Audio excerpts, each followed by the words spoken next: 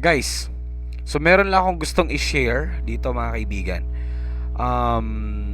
Ito yung video ko kahapon habang meron kaming chine-check, no, kasama yung mga OJTs natin na isang Dell iniwan.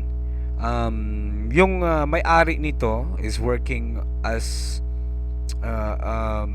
tawag dito, a public official servant, no? Ngayon, ang dami na dumaan na kung sino-sino na ang nakagamit ng laptop na ito. So kahapon, binuksan ko to. Siyempre naka-vlog tayo mga kaibigan. Na-upload din natin to.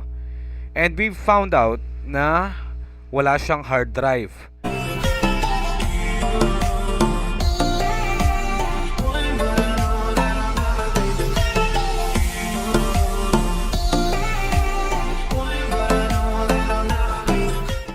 Ngayon, minessage natin si client na, paano naging nangyari yun?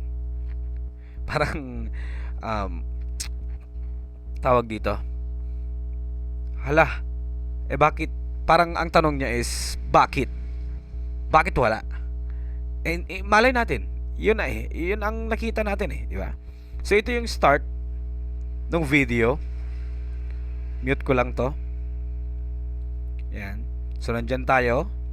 And hanggang sa part na binuksan natin. No cut to mga kaibigan, no cut to. So yan. So tinatanggal natin yung keyboard. Itong kagandahan kapag ka naka-record ka, pinasinad natin yan. And sabi niya, hala, paano kaya nangyari yon? And bakit kaya nawala yung hard drive?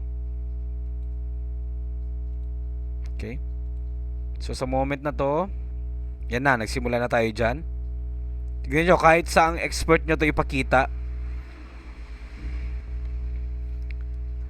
walang cut yan, mga kaibigan. Tignan nyo. Look at that. Tignan nyo yung reaction ko dyan, mga kaibigan. Yung reaction ko, napatingin ako dyan no? Walang laman na hard drive, walang hard disk itong laptop na ito. Yan. Tignan nyo yung reaction ko dyan. Pag sinabi ko dyan walang hard disk. Ngayon, kinuha ko yung cellphone ko. Sinubukan ko ng tawagan si client, mga kaibigan. No?